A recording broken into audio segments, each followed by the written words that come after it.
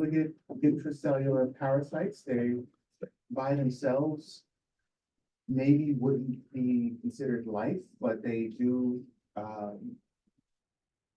carry genetic material and rely on the host for reproduction.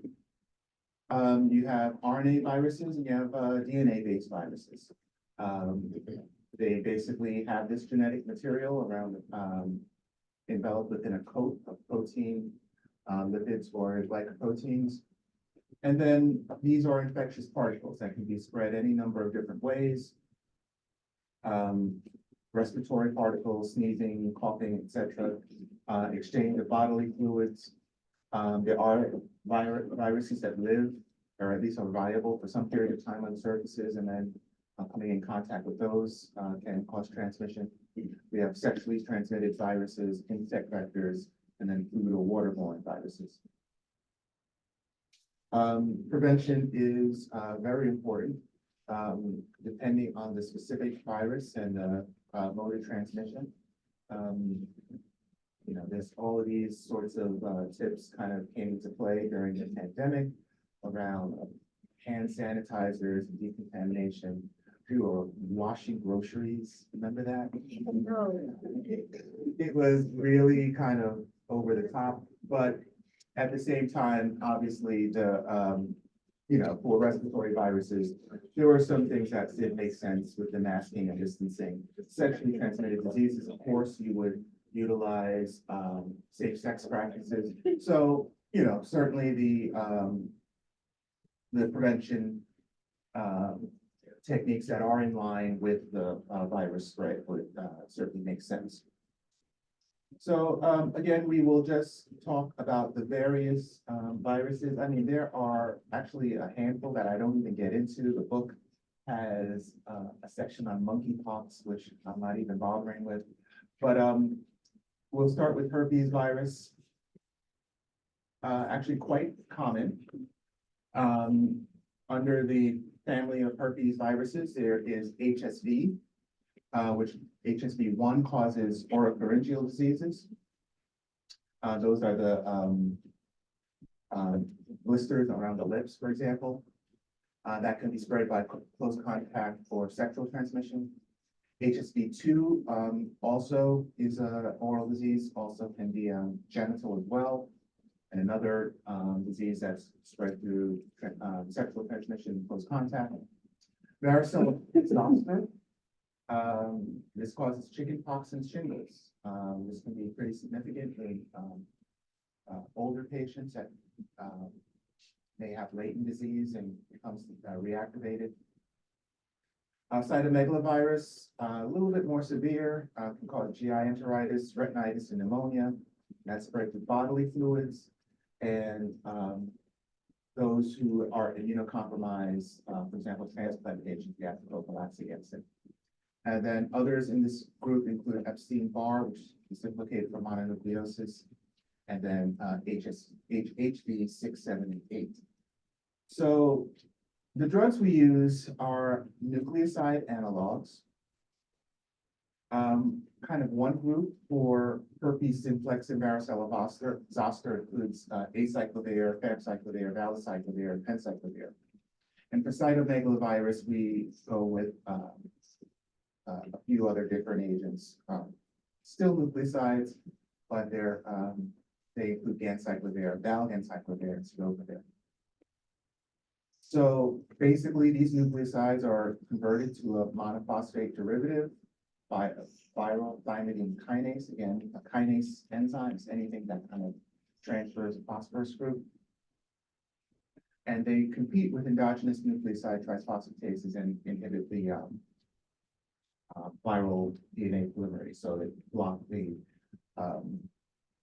production of viral DNA as the virus replicates.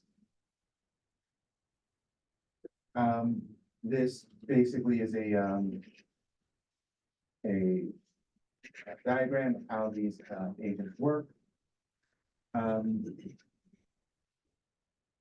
cover this a little bit more in depth as we go from nucleosides to nucleotides, which are phosphate groups. So we'll revisit this, but Note that the first group of drugs we'll be talking about work, they're nucleoside analogs, and they block the thymidine kinase, add additional phosphates in the nucleosides. Generally speaking, these are fairly short half-life agents. They're fairly simple molecules, get renally eliminated.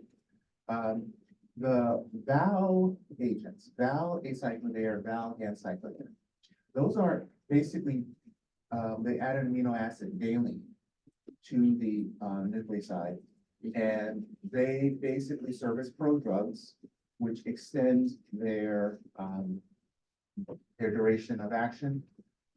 They're suitable for once or twice daily oral dosing, and they have improved bioavailability relative to the drug without the daily test. So acyclovir, for example, when we're given by mouth, often is given 4 or even 5 times a day, whereas the Val acyclovir, daily necessary, we get that down to twice a day.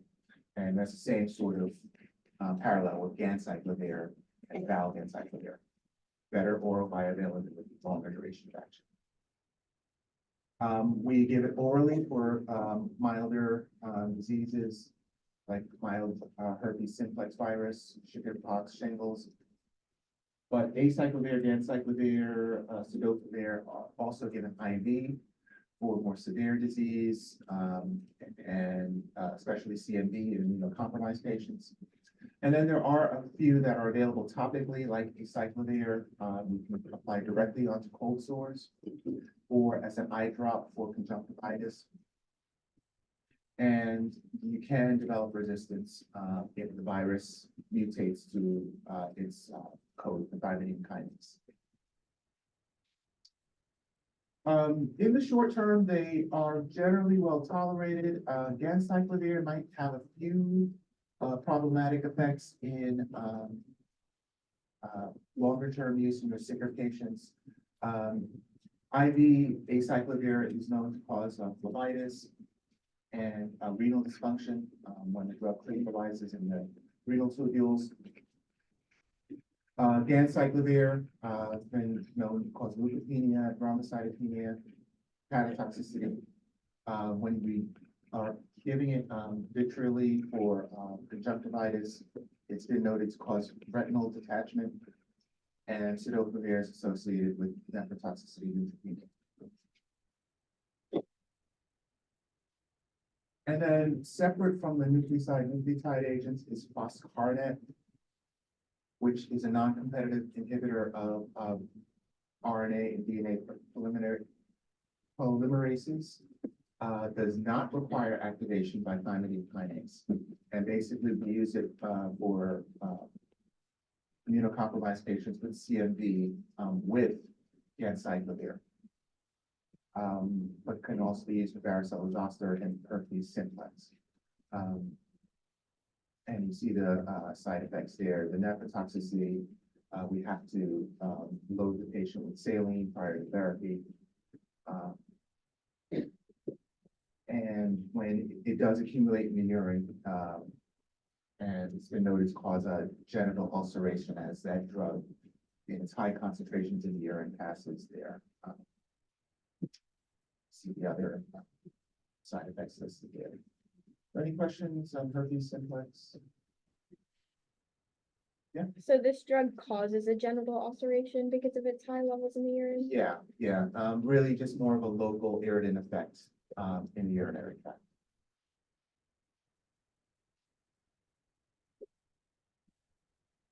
Well, in slide 8, like the diagram, it says that the visit, was it this side, that works at like a lower level? Does it work on still the same thing as the like acyclovir and all those? Yeah, so it basically does, it is not, it's separate from those. So you have your nucleoside analogs, foscarnet, and actually cidofovir work lower down. So yeah, this is accurate as far as kind of the hierarchy and where in that process they were.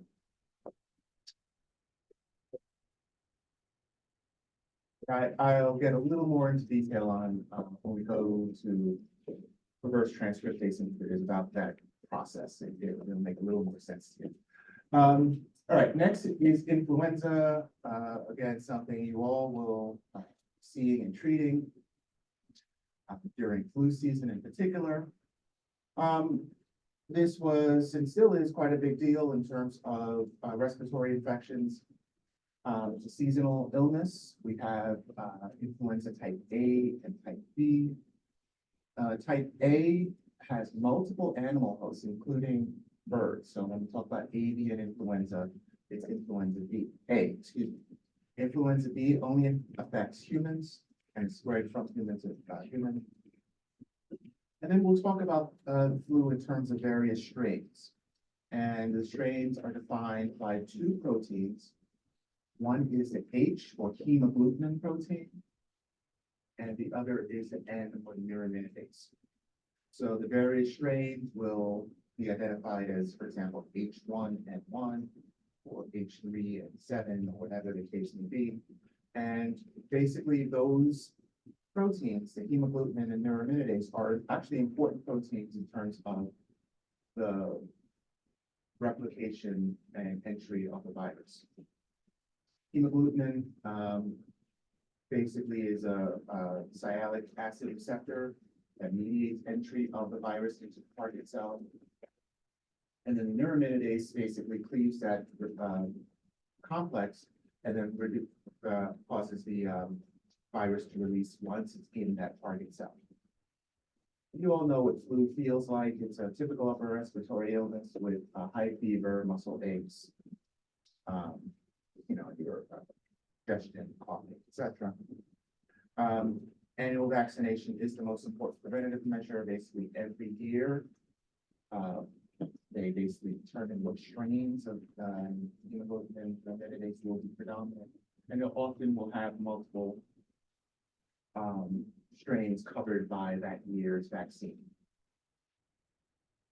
High risk, hospitalized patients with severe disease.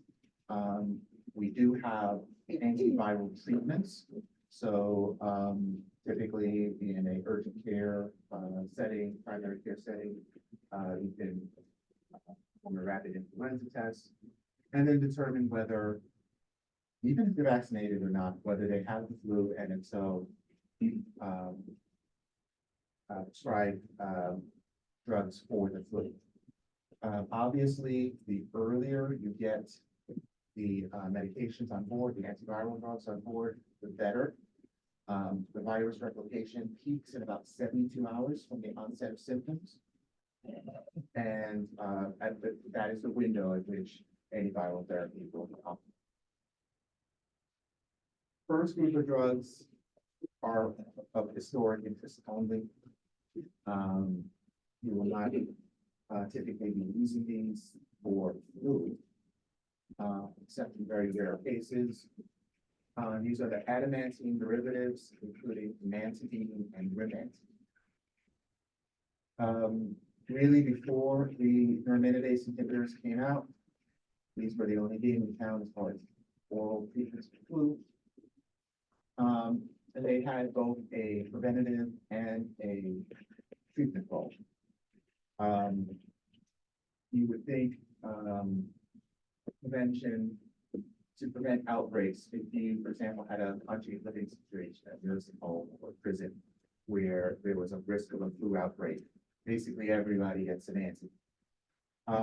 Lots of problems with it, but let me just basically tell you how it works. It blocks what's called the viral M2 protein channel. It prevents the virus from uncoding. By doing that, it keeps the genetic material in the virus and it doesn't spread. But they are fraught with a number of different issues. One is the side effect profile.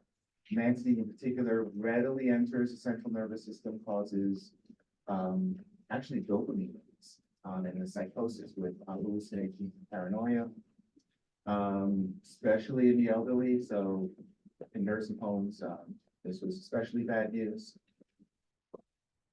But then also, very, very, very widespread resistance to the point where really it's rendered not just harmful, but ineffective for what it's supposed to do. So again, I just present it here because, if historic interest, you're not going to lose too much. Then the neuraminidase inhibitors came along. These were the first really widely used and still remains to this day flu treatments that are kind of mainstream. They include zanamivir relenza, which is an inhalation. That is what this diagram here is, basically oral inhalation that's given and works in the respiratory tract. Systemically, we have oseltamivir or Tamiflu and peramivir, which is an IV single dose agent, brand name Rapivac. So these are neuraminidase inhibitors. They inhibit that N enzyme, neuraminidase enzyme in influenza, both A and B. And again, neuraminidase is important for basically that second step of the viral spread, that release of the virion once the virus infects the cell. So by blocking that, it slows the spread of the virus and prevents inactivation of the respiratory tract mucus. So it has a couple of important mechanisms. And we use this as well for both prevention and treatment. Prevention, again, is in the setting of an outbreak or close contact, that sort of thing. And then treatment is within the first few days of the symptoms. Even to this day, it's been on the market now close to 20 years, maybe more at this point. We still have very low levels of resistance. So this diagram basically shows you where it comes into play. The neuraminidase inhibitor will block the cleavage of this sialic acid receptor, and as doing such, you slows the replication of the virus. It's not allowed to use that host DNA mechanism to reproduce. And again, that as long as you're within the first, say, 72 hours, you're optimizing your course of treatment. So Tamiflu, if you do have someone for acute treatment, 5-day course, ideally as soon as possible from symptom onset. If you're using it for prophylaxis, up to 2 weeks for high-risk patients, and it can be even longer for institutional settings. Tamiflu in particular is an oral drug, does have renal dosing and pediatric dosing, usually 1/2 of the adult dosing. And it's fairly well tolerated, with just mild GI upset and respiratory reactions, more so with the relenza, the inhaled formulation, and has few drug interactions. So basically solves all the problems that Nantine has. Low resistance, well tolerated, and remains effective against both strains of influenza. You have a healthy patient that gets the flu. Should they take this, or should they deal with the flu in the hopes that their immune system will? It's a great question. And I'll contrast it with COVID, because I think the guidelines are different. If you have a healthy patient that comes in with a confirmed influenza, and you're getting them within the first 48 hours, the threshold for treatment with Tamiflu is pretty low. You can pretty much treat with Tamiflu. When we get to COVID, healthy patients, rapid test in your clinic, COVID positive, they're saying high risk only, you're treating with oral drugs. So, the threshold is a lot lower for flu. And, and again, these are cheap drugs now, well tolerated, low resistance. It's very low threshold.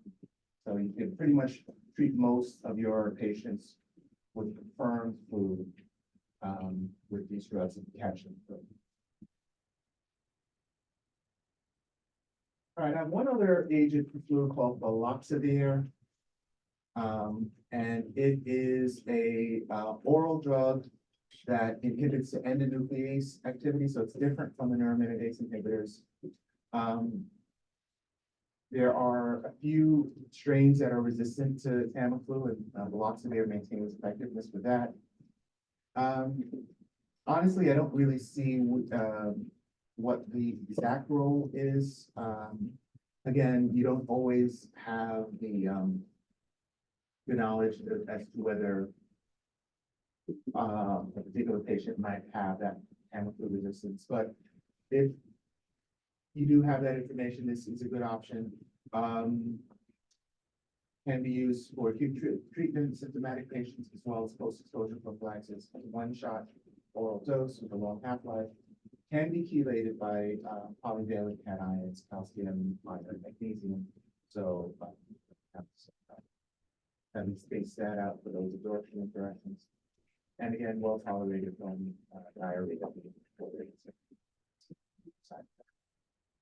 Does this one have the same restrictions of when the symptoms began? Yeah, you're, again, because you're trying, this targets the viral replication, which keeps within the first 3 days of treatment. Ideally, you would start treatment in that window. And, it remains in the body for a long period of time afterwards, but starting treatment, the best window is 72 hours. All right, so we'll move into novel coronavirus. This is an RNA virus causing disease in mammals and birds. It's been around forever. COVID-19 is not the first coronavirus. You may have heard of SARS and various other kind of endemic viruses that came along. Didn't quite have a global penetration, global impact of COVID-19, but still was quite significant in certain parts of the world. But SARS-CoV-2, as you know, is a novel virus. It is said to have originated from Wuhan in China. And there may have been some mammalian, either from bats, humans, some sort of cross-species spread in what they call the wet markets in China. The spread is, of course, respiratory via droplets and aerosols, incubates in the body for up to 14 days, and then causes a respiratory illness, which ranges from fairly mild to life-threatening, frankly. The antigen is what's called the transmembrane spike protein. Okay, that's going to be really important when we talk about vaccines and we talk about monoclonal antibodies. This spike protein is implicated for how it enters the body, but also is the main determinant of the variants that come along. It is a very smart virus and mutate quite quickly. And there's been an entire kind of huge tree of mutations. You have your major antigenic drifts, your minor little shifts, which confer different variants. So the original Wuhan variant, the Alpha, came along, mutated, was a Beta, Delta, Omicron, and then various other subvariants of Omicron. And each of those variants, again, are different based on the genetic sequence or the protein sequence of the spike protein. So COVID-19 itself, again, has symptom, has a range of symptoms. Many people will present with milder respiratory illness, fever, cough, sore throat, feeling of malaise and headache, congestion, runny nose, loss of taste, smell. Really, most of these are going to resemble either common cold or even flu symptoms. Loss of taste, I think, is a little more unique to COVID compared to some of the other respiratory illnesses. When it gets to moderate severity, you begin to lose some oxygenation. You're getting, from 97, 90, 99 room air down to 94-ish. Still not requiring oxygen by any stretch, but a little short of breath. Severe COVID-19 is when oxygenation dips below 94%, shortness of breath worsens, and respiratory drive increases, respiratory rate of 30 and above. And then critical is when it's called a cytokine storm. Your own immune system goes into overdrive, leading to respiratory failure, cardiac dysfunction. These people are seen in the ICU. They're very often having bone pollution, and this is where, almost a nightmare scenario happens. And ideally, we get people treated before it gets to that point. Prevention, of course, is really where a lot of the public health initiatives took place, where basically by closing schools, going to remote learning, remote work, enacting social distancing, capacity limits. I remember Trader Joe's, we had to wait outside. I mean, we had about 8 people in the grocery at a time because of social distancing. So you had all those things. Eventually, through, what was it called, Operation, what they developed the vaccines, I forget the name of it, government initiative. They basically had an accelerated vaccine development for vaccinations, leading to the Moderna and Pfizer approvals, and then later on the J&J vaccine. There were a few different subtypes of vaccines: mRNA, viral vector, and protein subunit vaccines that were introduced both in the U.S. and then various other countries where that in development initiatives. mRNA vaccines, can someone explain how those work in 15 seconds or less? Well, basically, mRNA is in these vaccines code for a segment of the spike protein. Okay, when it's introduced in the body, it's taken up by your cells and basically communicates with your ribosomes to produce small amounts of these proteins. Again, it's a segment of spike protein. That spike protein that gets produced, it's in your circulation. You develop antibodies to that spike protein because it is a foreign protein. And then those antibodies are part of your immune system. You have memory cells that will remember that antigen and will then know how to produce antibodies when it is exposed to real COVID-19. The mRNA does not get integrated into your own genetic material permanently. Okay, a lot of the misinformation about viruses is that, speaking vaccines, is that it's mRNA, you're changing your own genetics and all this other stuff. It's not the case. The mRNA itself from the vaccine it gets destroyed. It's very rapidly dissolved in your system, and it's not going to persist for but a few hours. But the antibodies it produces, as well as the memory cells, will persist. Okay, and when you get boosters, feel so crappy after boosters because we still have some of that memory from the previous vaccine exposure or previous illness exposure. Again, the booster will start that process again, to the extent that the booster is, cross-reactive to any previously acquired immunity. So even the boosters and the real sick feeling you get from those boosters is not from the virus itself, it's from your own immune system. So, prevention, is key. If you do get mild disease, most, of the time, we will manage it, symptomatically. Antipyretics for fever, pain, expectorants and cough suppressants for, some of the other upper respiratory symptoms.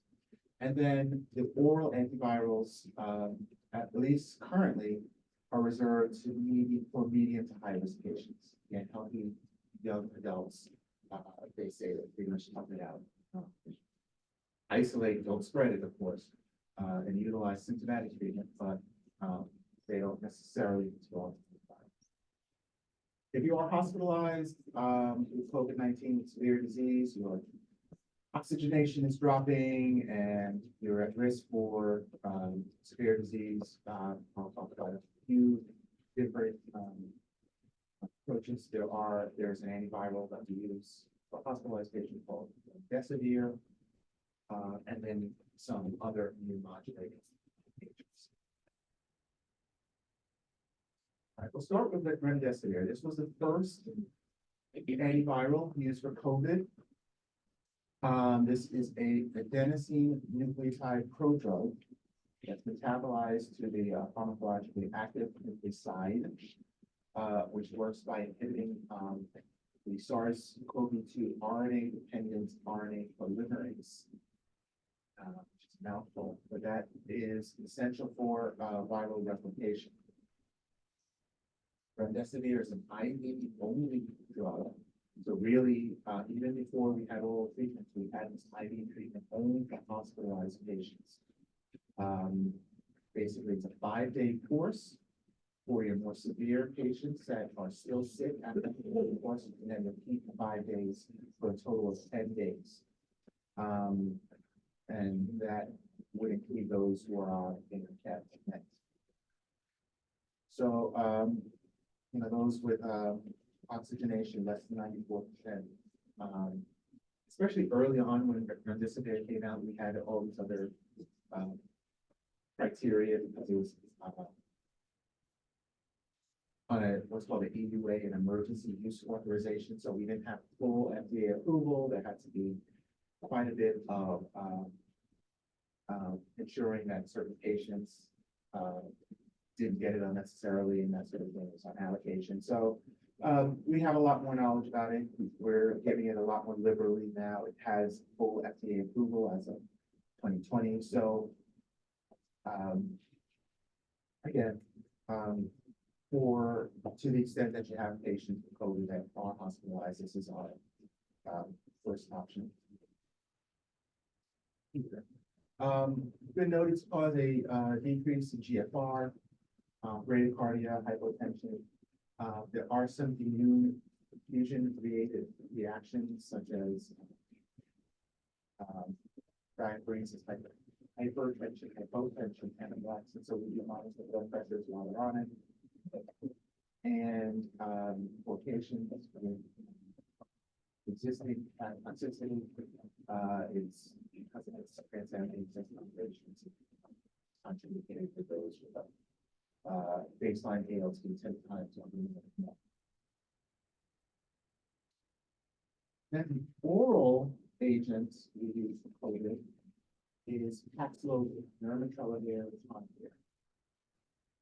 So nirmatrelvir is the active ingredient that basically inhibits one of the main proteases in SARS-CoV-2, whereas ritonavir is a pharmacokinetic booster. We will revisit this issue around PK boosting HIV drugs a lot more, but let it suffice to say that nirmatrelvir is really the active agent. Ritonavir is there so that it will prevent nirmatrelvir's metabolism in the body, producing higher levels of given vitality.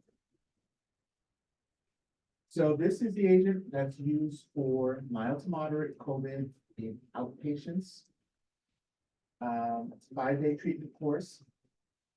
It's been shown to have significant benefits on progression, hospitalization, and mortality.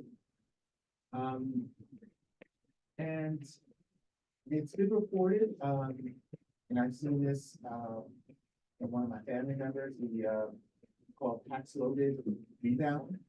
I'm actually the president, I believe, got this, where you take the 5-day course, you begin to have significant symptomatic improvement, and then 2 days later, you will either test positive again or have symptoms. That rebound is considered minor and doesn't necessarily mean they'll again progress to severe illness. But it has been noted in, I would say, significant percentage of patients who get treated with this. Side effects include diarrhea and a taste disorder, and it does have a strong P450 inhibition of the time of air. Second oral drug, and I want to make sure that we kind of have a hierarchy here. Paxlovid pretty much is going to be the drug of choice for moderate to severe COVID in outpatients. This is the alternative to Paxlovid. It's less effective and more toxic, right? So really, it's not on a equal footing with Paxlovid. This agent's called molnupiravir. Also a 5-day oral course. It's a prodrug of a cytidine analog, and it's something like a anti-metabolite. It gets incorporated into COVID RNA, causes errors in the viral genome. There is some crossover into human cells, so because of teratogenicity in pregnant women, it can have some of the issues around bone cartilage growth in younger patients. Again, because of these issues and the fact that it's somewhat less effective in terms of preventing hospitalizations and mortality than with Paxlovid, it's really a second line agent, only if there is, documented some other issue. Is that clear? Those are our 2 oral agents. Monoclonal antibodies. Again, I want to be clear. This is right now not a player. Okay. When we first had cases of COVID, when the pandemic was hot and heavy, there were these monoclonal antibodies that were available either through compassionate use or through EUA, emergency use authorization. Now, the thing about monoclonal antibodies, they are very, very specific to whatever the active predominant strain is that's in the wild. Okay. So if there is an antigenic shift, we go from Delta to Omicron, the monoclonal antibodies we used before are not, they're worthless. They do not have much in the way of cross reactivity with different strains, right? What these do is produce a passive immunity. So for unvaccinated patients or insufficiently vaccinated patients, if, for example, they did not get the full series and they're still susceptible, what this would do is basically give a passive immunity. You're just delivering the antibodies that your body would have produced if you were vaccinated.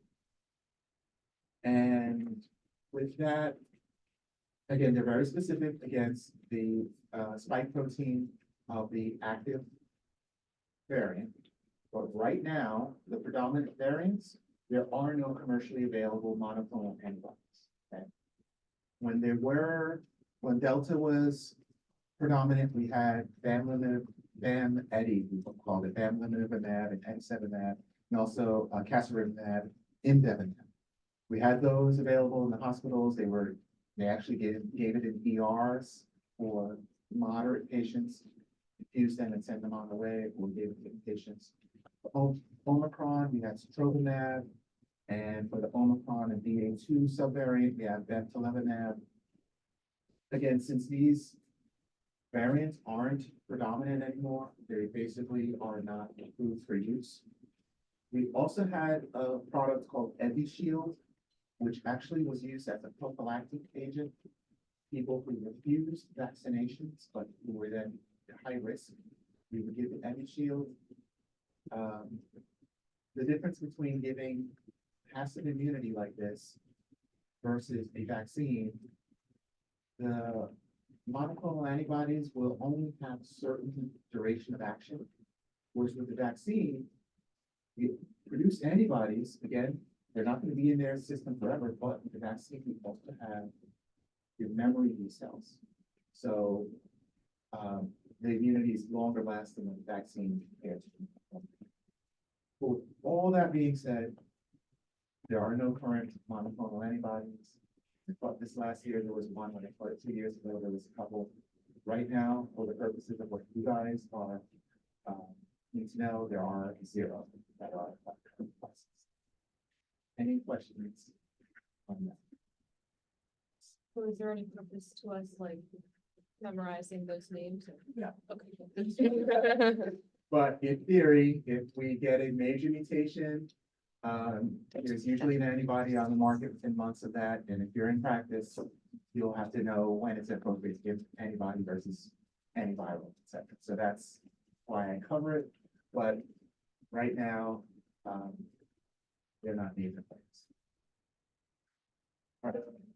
Hospitalized patients. What happens, what we want to do here is not only treat the virus, but also it's called the cytokine storm. You have this activation of your immune system, which can be very much worse than the virus itself, which can lead to mortality for ventilated patients.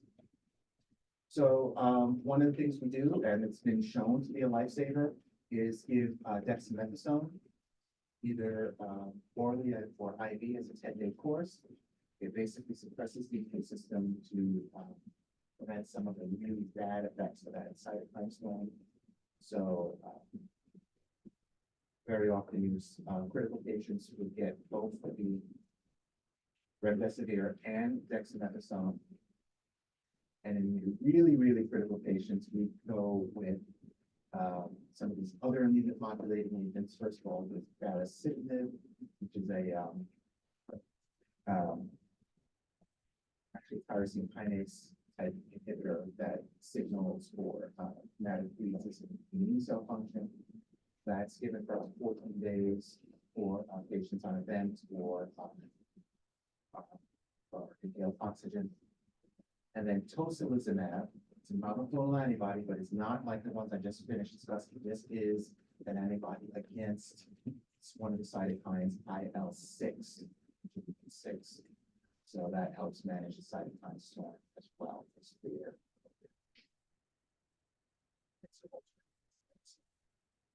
So for your outpatients, it's Paxlovid.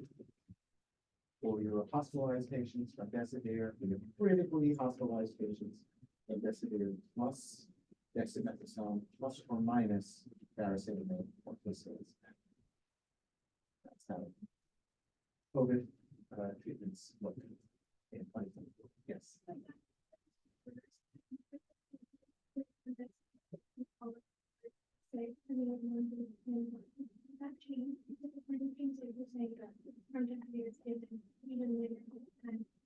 Yeah, we've gotten a lot more experience with remdesivir. We know its limitations.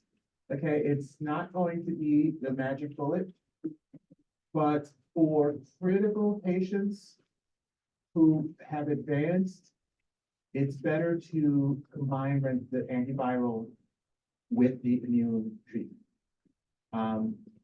When we first kind of got into this, it was a very narrow group of patients who we would put on remdesivir when, you know, it's still the antiviral effects were driving the illness more so the autoimmune effect.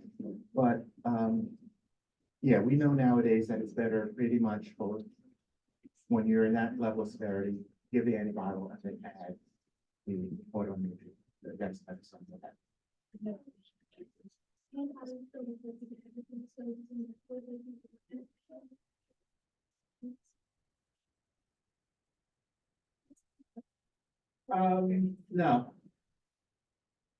Yeah, they would have a role.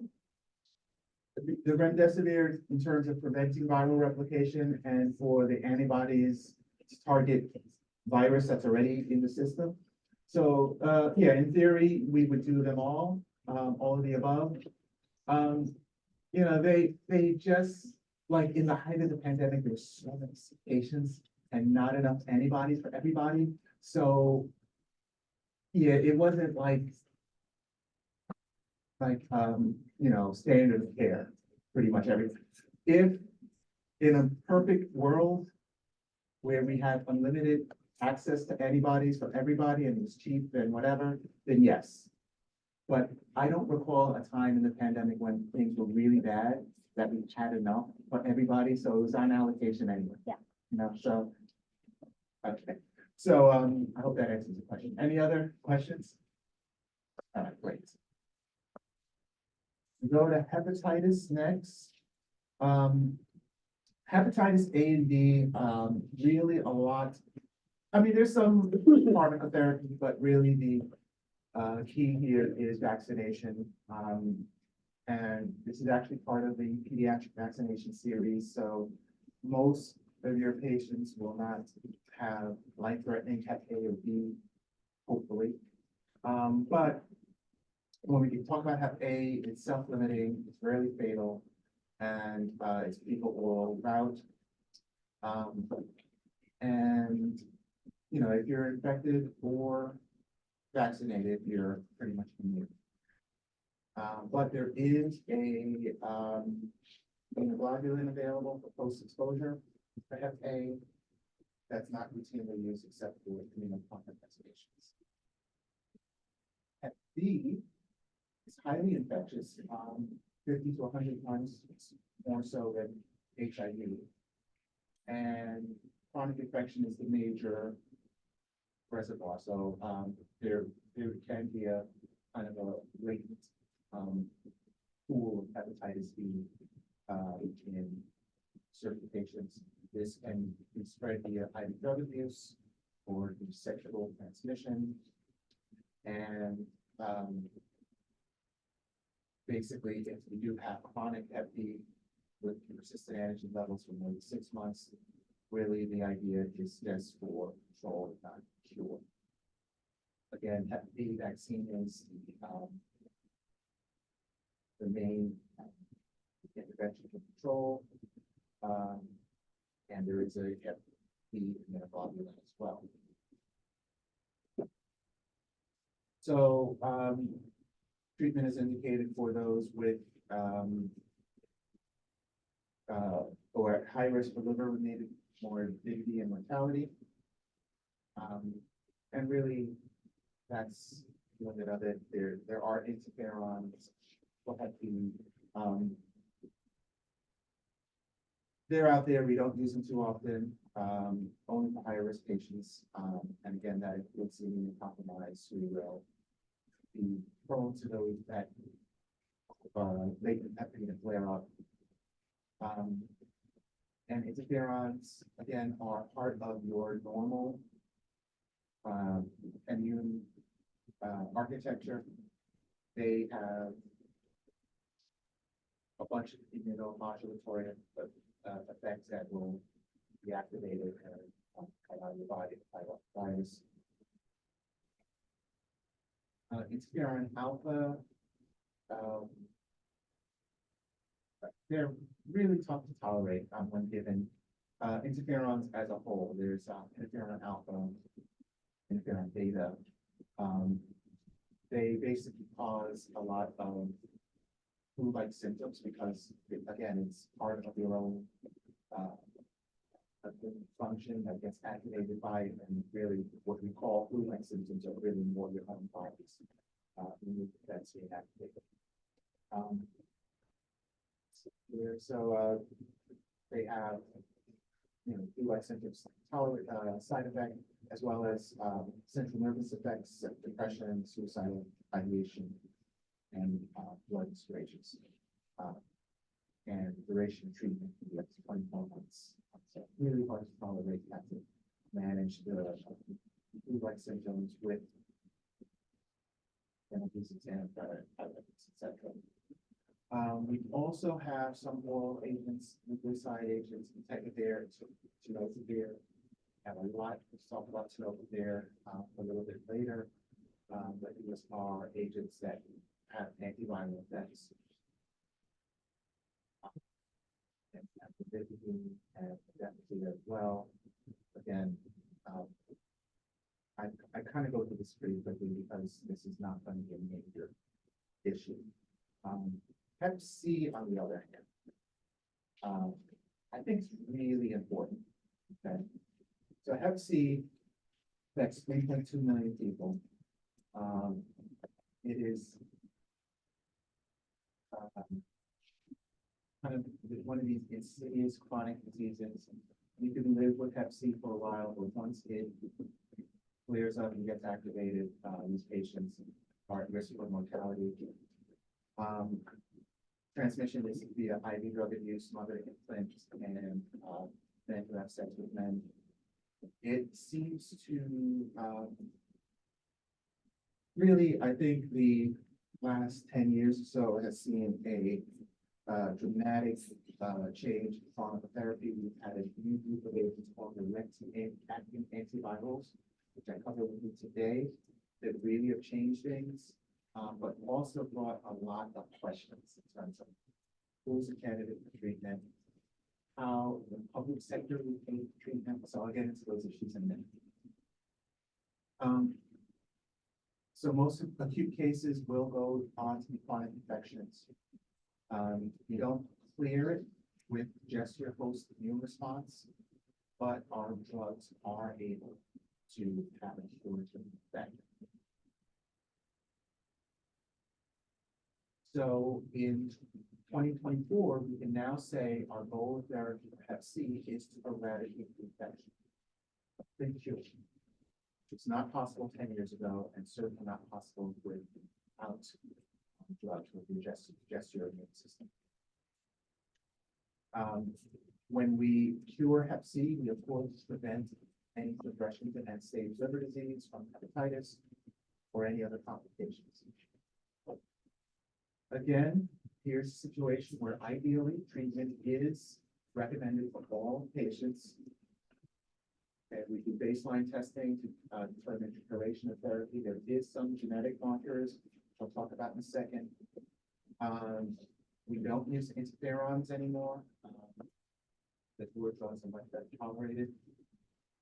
But we do have oral drugs for that and provide cure within 12 to 24 weeks, depending on the viral genotype. All right, so these drugs are called again direct-acting antivirals. The hepatitis C genome is in the cytosol. You have capsid, envelope glycoproteins, U1 and U2, and then you have what's called these non-structural viral proteins. 1, 2, 3, 4A and 4B, 5A and 5B. That's it. That's Hep C. The direct-acting antivirals work on those non-structural proteins.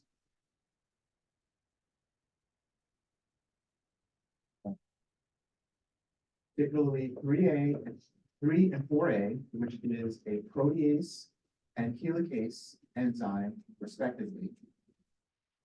Also 5A, which is a protein that confers interferon resistance, and 5B, which is a RNA polymerase.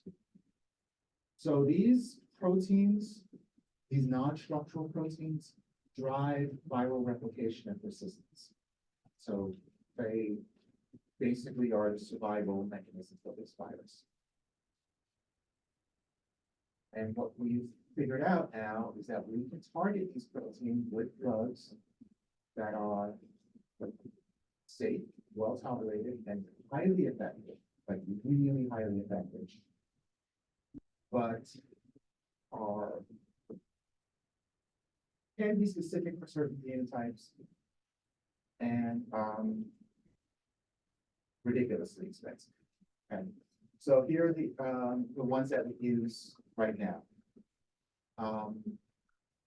Elbassador, Resacravir targets non-structural protein 5A and 3-4A, but it's effective for only certain genotypes of Hep C. 1A, 1B, 4, and it's effective for 3, but it's considered off-label use for that. Harvoni is the Dipsivir, Sofosbuvir, targets 5A and 5B, and it's effective for genotypes 1, 4, 5, and 6. And it's the Valvi, Sofosbuvir, targets 5B, effective for 1, 2, 3, and 4. 4, though, if you're giving Sovaldi for genotype 4, you have to give it another agent. And then we have 3 drugs that are effective for genotypes 1 through 6, which are kind of the broad spectrum. That includes Navarette, Capusa, and Wasevi. Now, I know the questions I'm about to get, you have to memorize this or whatever. No. The idea, though, is that there is some genomic testing that goes on prior to initiating therapy with certain drugs. And, you know, they differ in terms of their selectivity for these non-structural proteins, right? Again, on the exam, you'll have a list of these drugs by their class. I'm not going to ask what they target in terms of specifics, but again, it might be fair game to ask about, you know, the role of genetic testing in Hep C. Okay, and basic information on their pharmacology. All right, so these are really important drugs. They can achieve virologic cure in 12 weeks. You know, there are some kinetic issues around liver function impairment because hepatitis will be associated, quite frankly, with some degree of hepatic function impairment. Side effects are generally mild, cause fatigue and headache, insomnia. You can get this reactivation syndrome of hepatitis B in patients who are co-infected with Hep B and Hep C. Many of these are 3-4 substrates, NO inhibitors, so you have the drug interactions. And then there's the cost. We're talking 12 weeks of treatment with drugs that are frankly life-saving that can range from $50,000 to $90,000. Right? Privately insured patients will have, again, some issues with dealing with this. Best case scenario, ideal world, everybody with Hep C gets these drugs. Okay. If you look at the hepatology guidelines and the infectious disease guidelines, they say everybody should do it. The managed care environment, of course, the treatment costing $50,000 to $90,000, things are much more selective. And then when I say public sector, we're talking Medicaid, we're talking people in the correctional system, we're talking patients on Medicare, seniors, patients in psychiatric hospitals who are wards of the state. Again, very controversial. Do we necessarily treat someone with latent hepatitis C who at some point is going to flare up and get really sick and die from this? Or treat them while they're asymptomatic? This $50,000 to $90,000 sounds like a lot, but then if you compare it to what a hospitalization with hepatitis looks like, with acute hepatitis, again, if that same payer is responsible for that payment, but at the same time, these drugs will bust the budget for Medicaid or, your public insurances. So, it's definitely a conundrum when it comes to this, but you should know if we're educating patients that this is a treatment option, and you have to kind of the patients want to get on it, they find a way to do patient assistance programs or whatever to report. All right, so, yeah, So I worked in a specialty pharmacy that Yeah. basically most of the job was getting people their injections and to keep up with the treatment. And a lot of it was Medicaid. Yeah. But in like IV drug users have recurrent. yeah, that's the other thing. So IV drug users are notoriously, right, non-compliant. They are, and that's the population that we're dealing with here. These are people who are,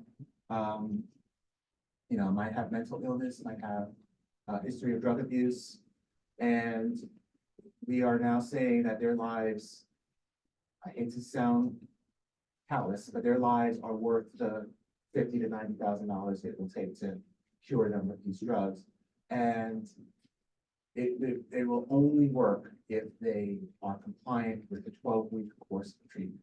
And so we spend the money on them and they either refuse to take it or they take some of it here and there. It's really, in a lot of ways, a huge waste. So, yeah, it's, that's kind of the other thing. If this was, say, a multiple sclerosis, something that, fairly affluent, young, healthy people, I don't think we bat an eye to spend this much to manage that disease over the lifespan. But Hep C notoriously is a marginalized population that gets it, and that's part of the calculus here. And can they get Hep C again? So if you, Like, let's No, say they're compliant. yeah, the assumption is that you can completely cure it. Yeah, you don't become immune. So, yeah, in theory, you can contract it as a second time or whatever. So you have that issue as well. Yeah, this is directly an antiviral, meaning it attacks the virus that's in and replicating in the body. It does not boost any immunity to future hepatitis infection. All right, I just have one other drug, ribavirin, which is another oral agent, really more for refractory Hep C. It's also used for RSV. This is not well understood how it works, but it seems to increase the mutation rate for RNA, leading to what's called error catastrophe. That's something used to tolerate effect as well. It can be given with a direct acting antiviral such as Oscovir or interferons. It can cause suicidal ideation, depression, so it does cross into central nervous system. It does have a pregnancy category X. That's, I need to correct that. I said females, I should say women, sorry. The two forms of birth control for up to 6 months after discontinuation. So we will, typically, other than the single agents of Oscovir, most of the other direct acting agents you can get by themselves, but this can be an adjunct to certain direct acting. So next is HIV and AIDS. I mean, I geek out on this stuff. This is really interesting what they've done with this. You might dread it, but it is what it is. So HIV and AIDS, you have HIV, of course, is the human immunodeficiency virus. AIDS is an illness that's defined by advanced HIV disease, acquired immunodeficiency syndrome, and diagnosable when the CD4 count, those certain T cells that express that CD4 antigen, drops below 200 or 14%. And then also you have AIDS defining opportunistic infections. These are infections that pretty much only happen in patients that are immune deficient. For example, with HIV disease. Another tracking mechanism we use is what's called a viral load. That's the a measurable amount of HIV RNA that's in circulation. We use the term antiretroviral and antiretroviral therapy, ARV, ART. The old term is HART, highly active antiretroviral therapy. We don't use the term HART as much anymore because really the implication is you're either on highly active retroviral therapy or you're not. Okay? If you're receiving anything less than HART, then you're really not getting antiretroviral therapy at all. So you might still see the word term HART in the literature, but it's all pretty much the same. And we'll talk about the types of therapies. So HIV again is caused by this virus. It's an RNA retrovirus, where RNA is the main genomic material. We have two subtypes, HIV-1, which is seen worldwide, and HIV-2, which is a different variant. It's less transmissible. It's mostly seen in West Africa, and it's more resistant to the most of the commercially available drugs that we're talking about. This is, of course, transmitted through sexual contact, blood, parental, or perinatal transmission, mom to baby. It depletes the immune system, leading to opportunistic infections. Targets CD4 containing T helper cells and monocytes. Opportunistic infections, which I'll talk about at the end, include pneumocystis jirovecii pneumonia, toxoplasmosis, and our mainstay of treatment is pharmacotherapy, which is antiretroviral therapy. So this is the HIV life cycle. If you understand this, you'll be in good shape. So again, the virus is an RNA-containing virus contained within a capsid envelope. It gets taken into the cell, T cell. This penetration and uncoating requires what's called fusion of the virus to the T cell.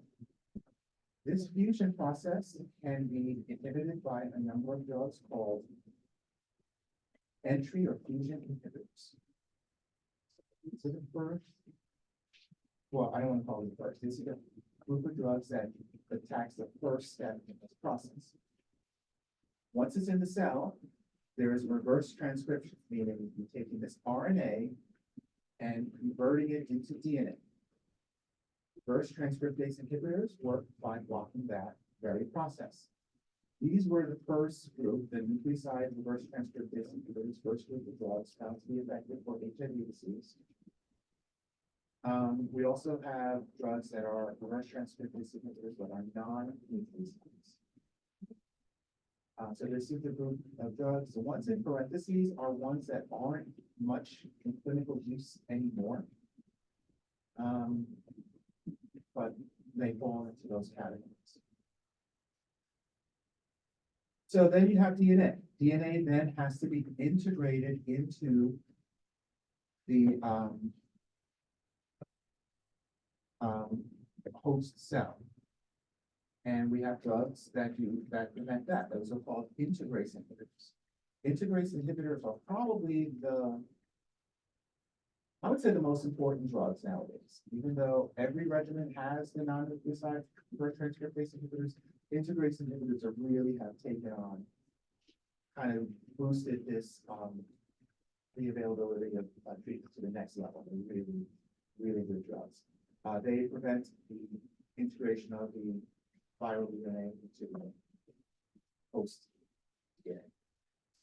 And then you have protease inhibitors, basically prevents the viral proteins from being assembled, formed, and basically the architecture of the viral cell. So those protease inhibitors include drugs listed here, and then the newest class of drugs are just the capsid assembly inhibitors, which prevents kind of multiple steps in this process. So I'll go through each of these classes in turn, but this is your big picture overview. So that is basically the text. Slide.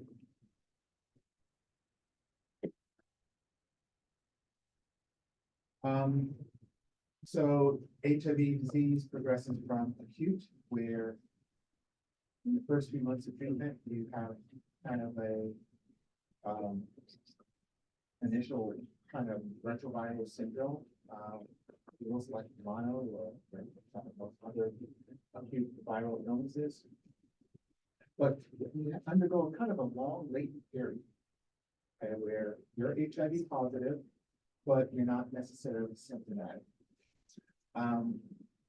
This will transition into a chronic disease where there is kind of a very slow progression, and then terminal disease with some sort of AIDS-defining illness, such as opportunistic infection or sarcoma. And as we track the progression, we look for decreases in CD4 count and increases in viral RNA. That's the ethical question. And adequate treatment, we expect to really get almost an undetectable viral load and persistently elevated CD4. So we want high CD4 counts, low viral loads with effective treatment. And really back in years, decades, this is not the best sentence that we see. So the thinking is that as the retrovirus replicates, you get more and more immune system damage. We want to control that with our antiretroviral drugs. Modern guidelines say if you're HIV positive, you start treatment immediately. There were a period where, if you're in this kind of latent phase where, your CD4 count is still high, viral load is detectable but low, there was a thought that you may not need to treat those patients, but in reality, 2024, we treat everybody, regardless of CD4 count. We want to get an undetectable viral load, and we want to keep an undetectable viral load for as long as possible. In fact, the thinking is if you are undetectable in terms of viral load, you are at minimal to zero risk of spreading HIV, even with central contact. So the idea is to maintain undetectable viral load.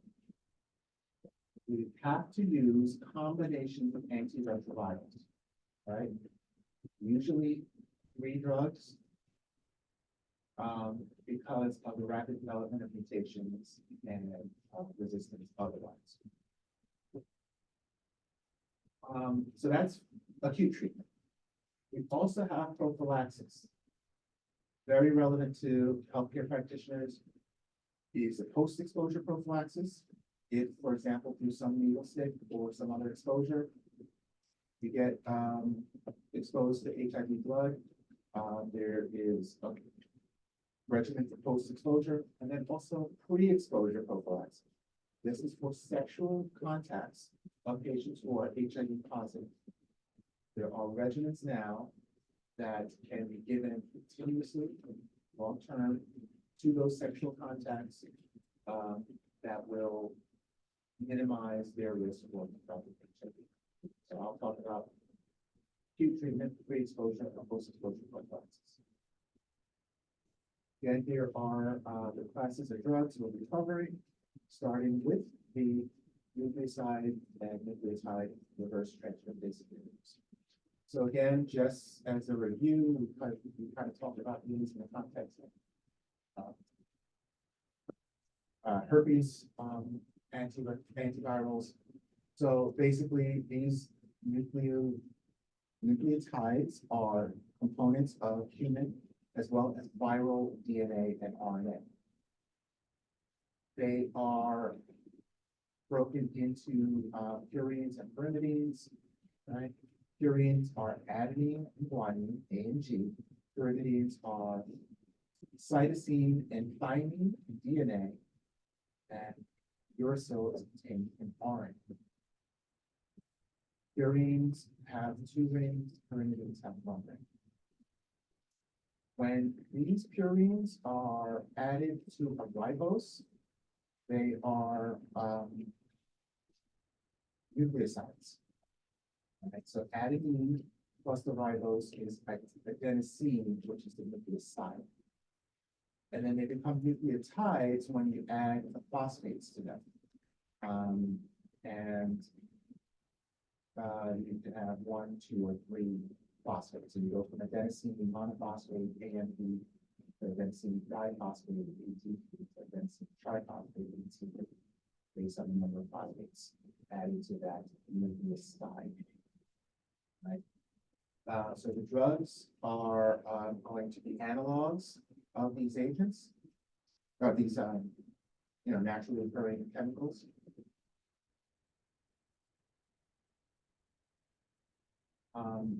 Most of them are nucleoside analogs, but we do have tenofovir, which is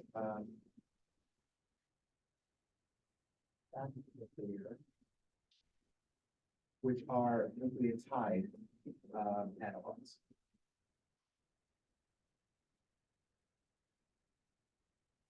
Try to make sense of this. So thymidine, which is based on this thymine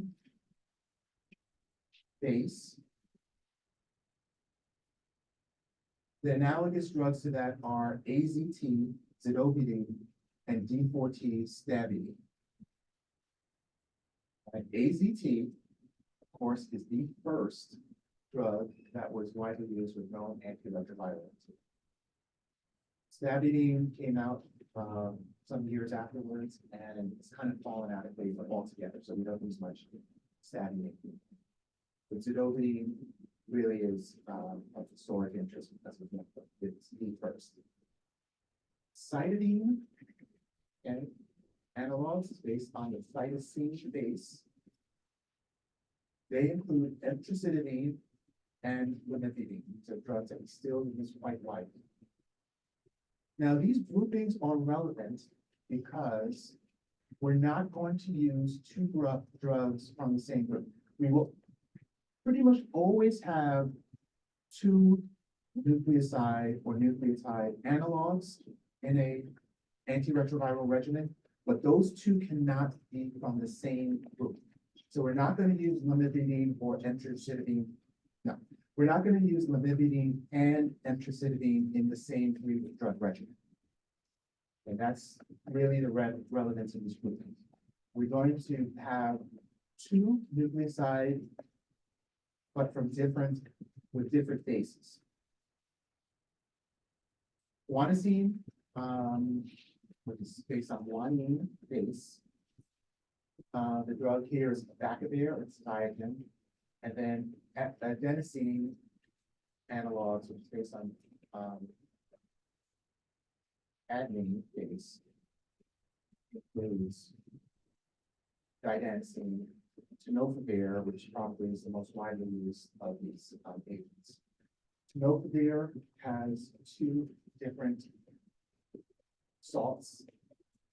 Tenofovir disoproxil or Variad, and then the newer version, tenofovir alafenamide.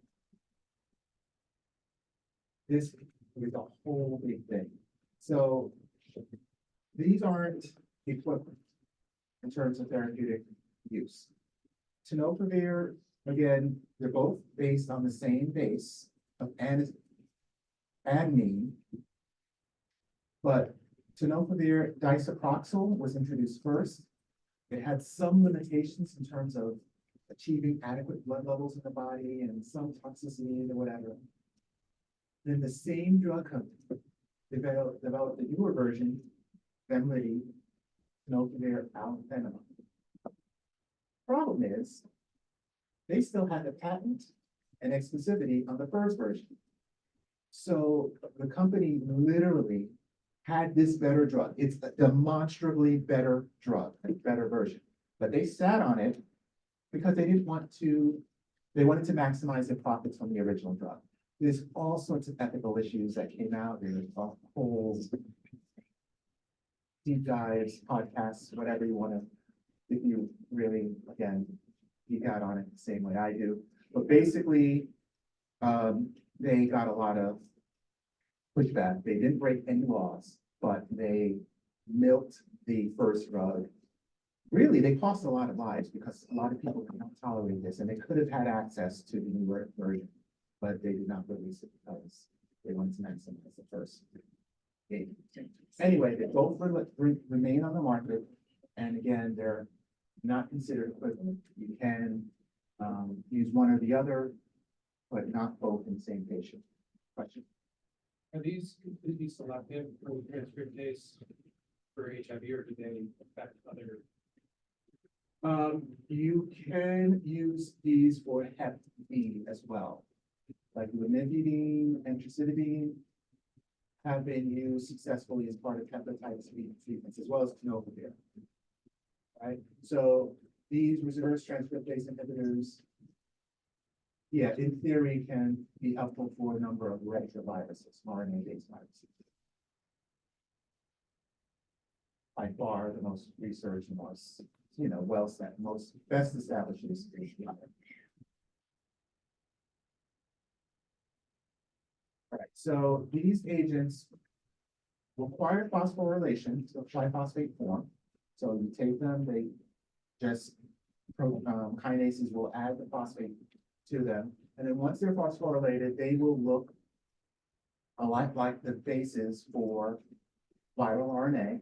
So they will compete with the same deoxyribonucleotides catalytic sites on the reverse transcriptase as the regular nucleotides. So basically, it will cause a blockage of the formation of that RNA DNA chain. That inhibits reverse transcriptase, terminates the chain, and with that, the chain is unable to, replicate the virus.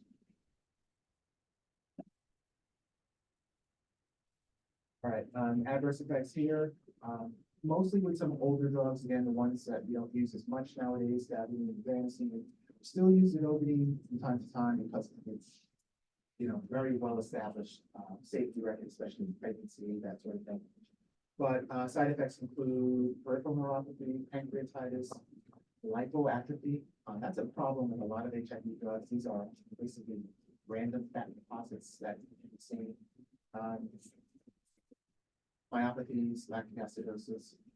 Bacavir in particular is prone to a systemic rash, which is seen with people with a particular HLA genetic marker. So bacavir can cause a systemic Stevens-Johnson type rash, potentially fatal. So we will do genetic testing for that. And again, most regimens will contain 2 of these drugs, but they have to be distinct in terms of which RNA base that they're based on. Any questions on nucleoside,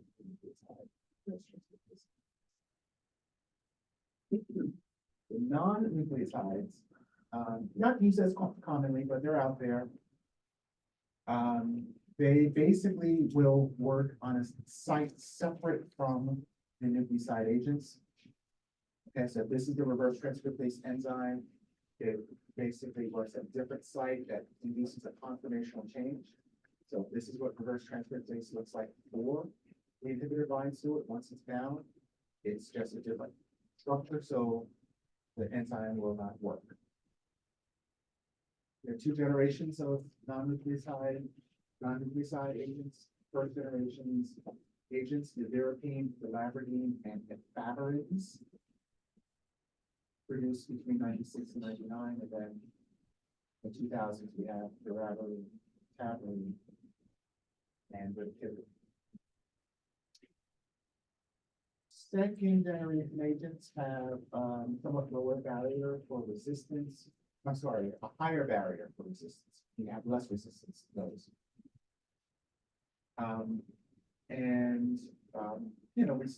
We still use them a little more frequently than older first generation. GI intolerance, rash, paratoxicity, other class-wide effects, favorates, in particular, cause central nervous system issues, insomnia, nightmares, recovery, increased cholesterol and fat redistribution. Again, we can develop resistance to both generations, but more so the first, seconds. And most of these are long half-life, so that's it. As a rule, the non-nucleoside birth transcriptase inhibitors are 3A4 substrates. So you have those drug interactions, but they also can be inducers and inhibitors and substrates, quite frankly, of other C450 agents. That's the other thing with HIV. I mean, not only do you have, 50, 60 drugs, and have to give polypharmacy combinations, but they also have P450 interactions within themselves. So,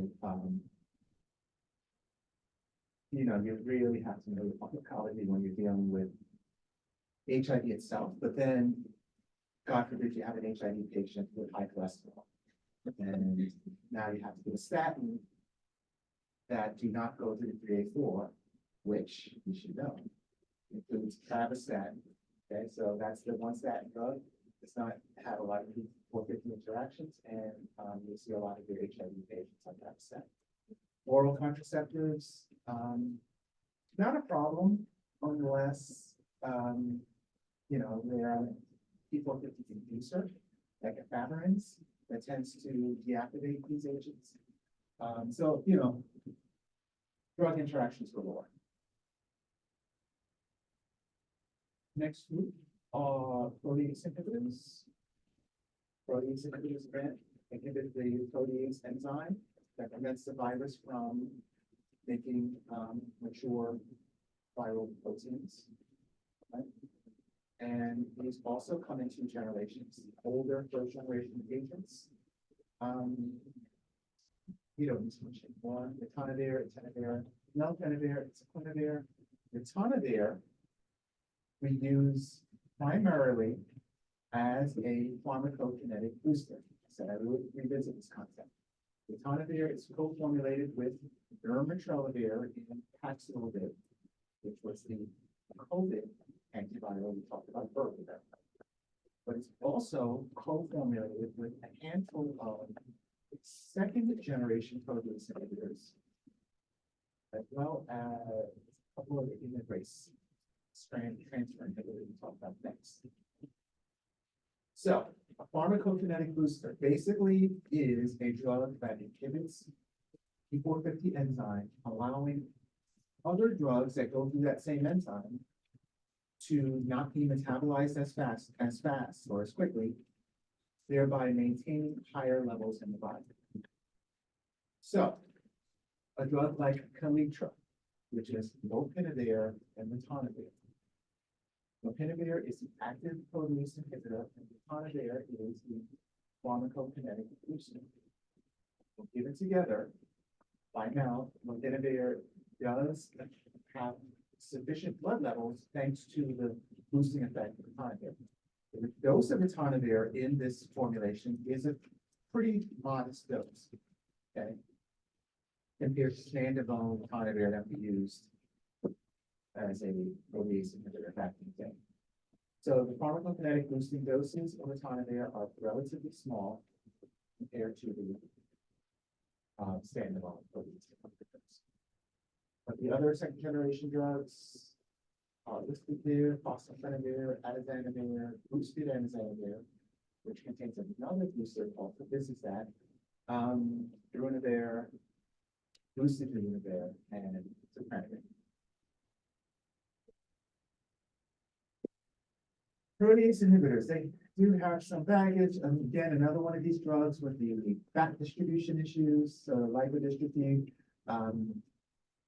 can cause what they used to call Crick's belly with Crixavan,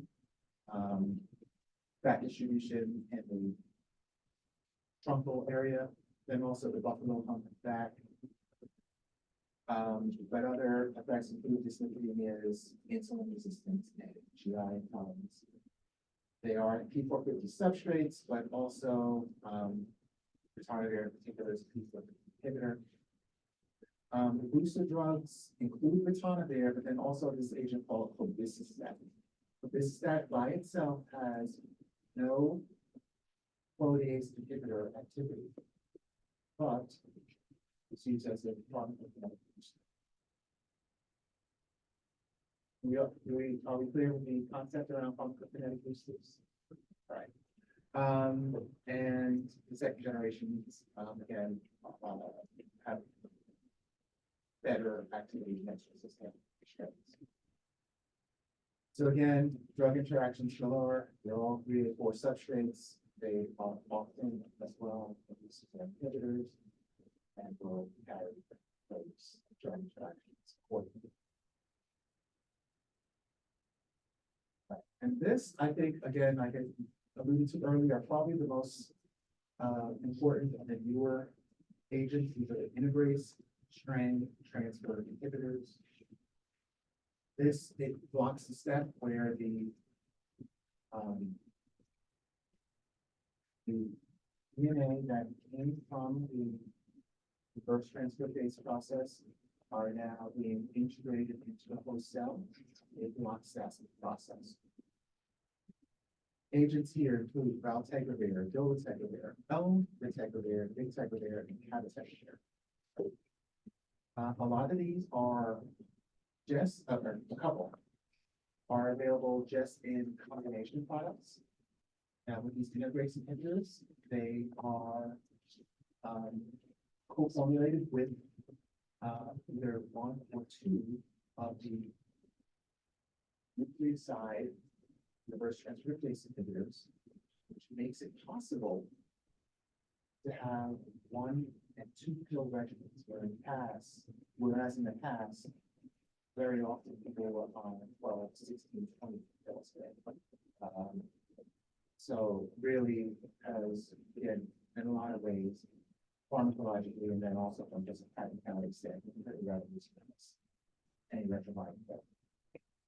So again, they bind to integrase, they prevent the viral DNA from being incorporated into the chromosomal host. Have very high barrier of resistance compared to other antiretrovirals, so that's a great thing. And side effects include rash, nausea, headache, and depression, suicidality is reported. And then a handful of drugs that we don't use as frequently, but they're out there. These are the entry fusion inhibitors, Pharm, Moravirol, and then a couple of newer agents, which I'll get to in a second. But these, Pharm is an injectable drug, which inhibits the HIV-1 envelope fusion.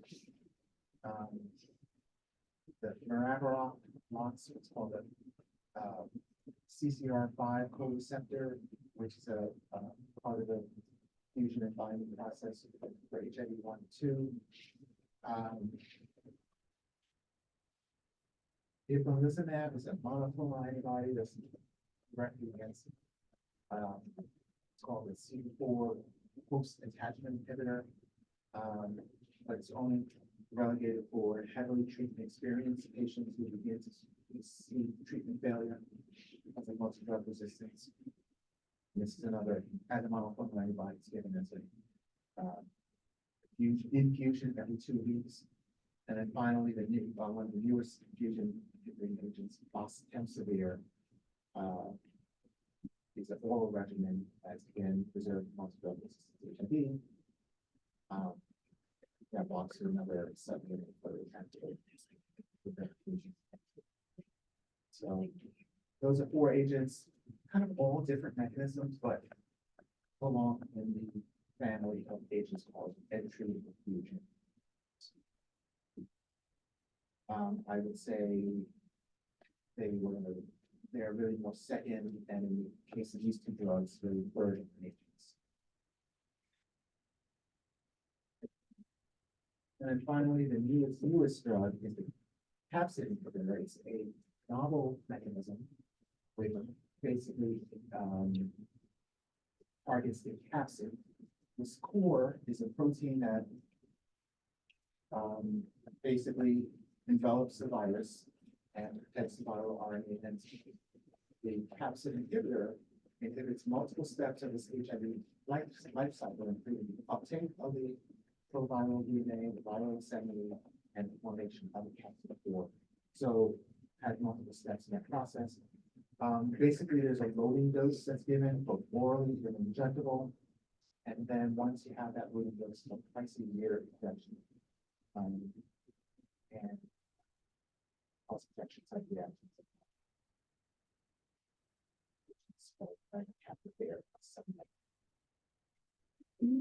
So this is where, I mean, we've come a long, long, long way since AZT.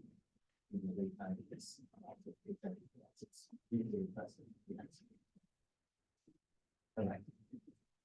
So let's kind of distill this into some of the more practical stuff that you need to know, because you're probably not going to be starting HIV regimens independently, but you'll need to make sense of them.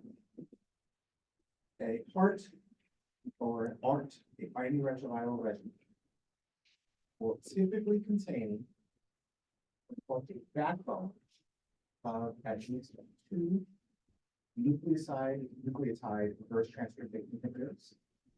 Right, so as you can see, pretty much all the regimens here start with multiple nucleoside reverse transcriptase, right? Again, you don't want 2 guanine analogs or 2 adenine analogs, but as long as there are 2, you have the backbone of a ART regimen. Then you would have 1 drug from one of the other classes. Most regimens, the first line preferred regimen, will have an integrase strand transfer inhibitor. Bictegravir, dolutegravir, valtegravir. So you take some combination of nucleosides with the integrase strand transfer inhibitor. Boom, you have a RT regimen. If we're using abacavir, we have to test for the HLA genotype. Let's see. And then TAF, TDF is just 2 different flavors of tenofovir and precipitamine or vermilion. Then, once you get past this kind of preferred first line, and that's why I kind of had it highlighted, because most of your patients, unless they have some rare contraindications, will start with that. Then you kind of go down the line, right? So what I want you to know is that a antiretroviral regimen, HART regimen, will have combinations that look like this, right?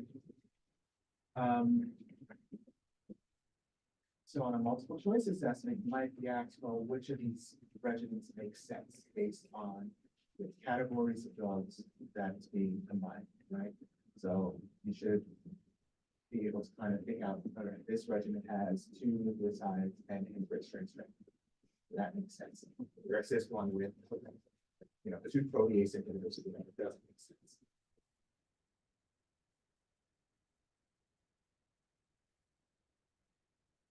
Unless the combination protease inhibitor is boosted with ritonavir.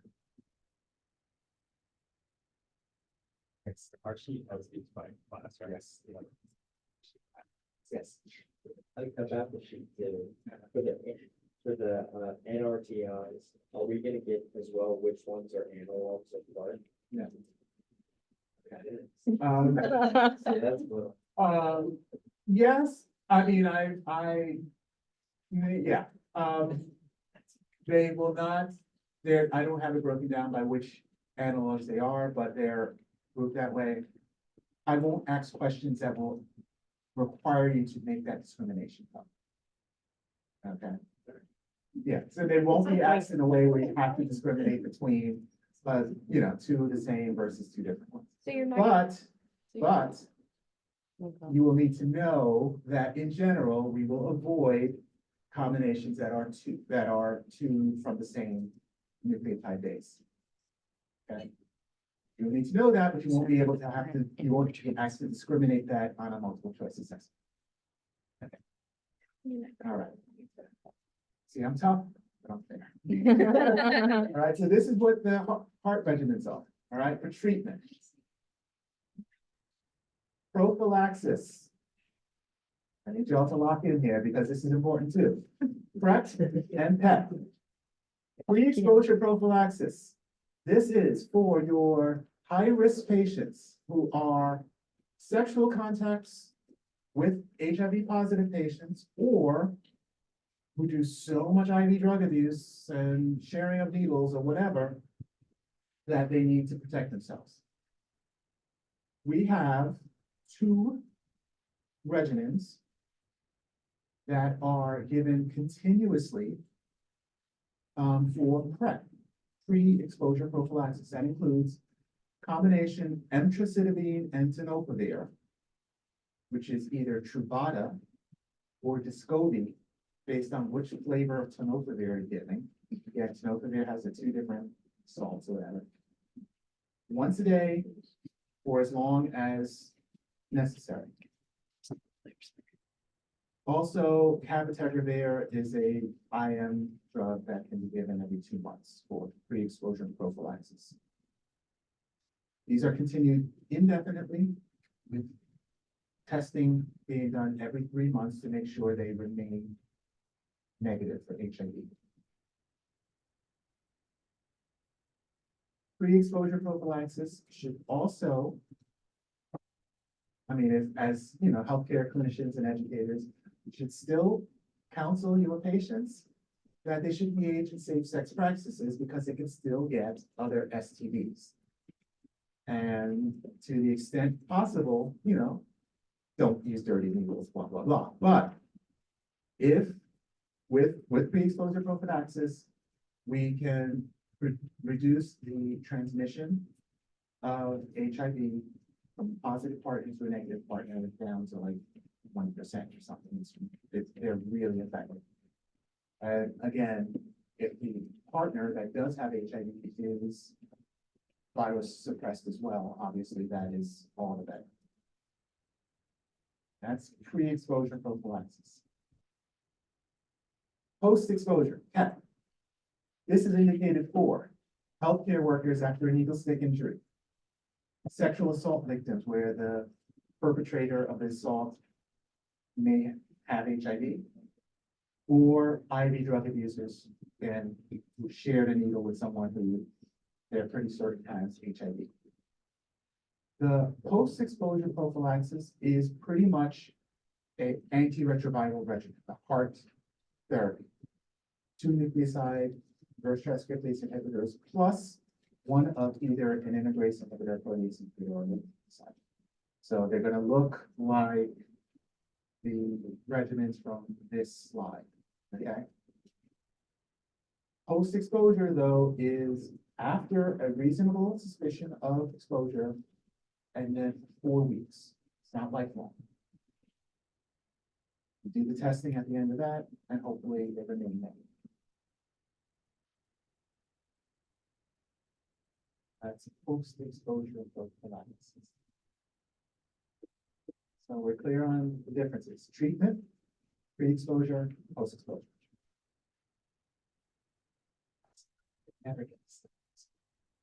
Combination products, I don't hold you responsible for them, but just to give you a sense of the combination of regimens that are out there, we've gotten them to a point where they can get it down to 1 or 2 pills a day with both the 2 nucleosides and integrase inhibitors all in 1 pill, so that's great. Right? A triple simply a DEFC that I don't hold you responsible for memorizing these combinations, obviously. But just to give you an illustration of what they are doing, so just simplifying these regimens. And then I really want to cover opportunistic infections. These are the infections you get once you get advanced HIV disease. There is a CD4 threshold by which you become at risk for these infections. As CD4 declines below, say 350, 250, 150, 100, these various infections become, your risk increases for each of those. PCP pneumonia is the most common life-threatening opportunistic infection in AIDS patients. Rhemocystic Vichy is a fungus with prozoal characteristics.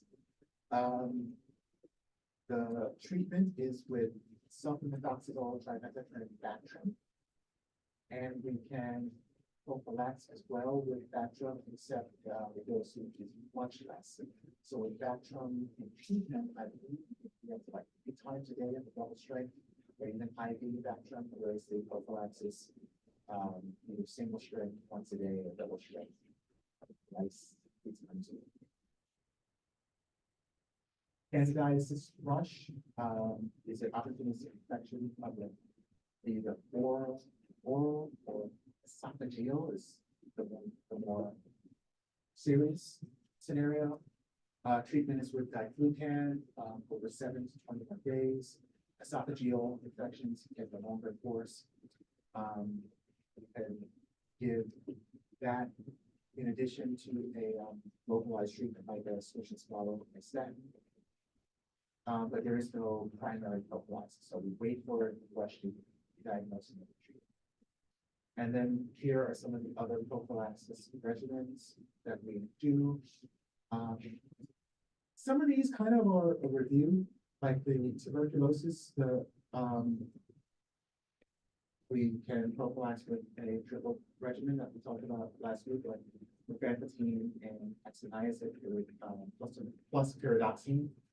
Toxoplasma, we prophylax with Bactrim, Mycobacterium avium, different from Mycobacterium tuberculosis, but that we use azithromycin for. And histoplasma, we prophylax with itraconazole. If we get into the situation where histoplasma or the histoplasma we treat with amphotericin B, and the treatment becomes a different story, but this is the prophylaxis. So I do want you to know some of the, just kind of link one-to-one relationship between what pathogens that are opportunistic that can be gotten and what the drugs we use. I'm not going to necessarily ask about the CD4 thresholds. I mean, you can get that from a reference book, but if you do get to a situation where your clinical guideline says that you need to prophylax because of a particular CD4 count, which I guess what drug to take. And then for strep pneumo, influenza, Hep A and B, and HPV, we prophylax with immunizations. So all HIV patients should be vaccinated. All right, mercifully, we are done. We're done with infectious disease antibiotics.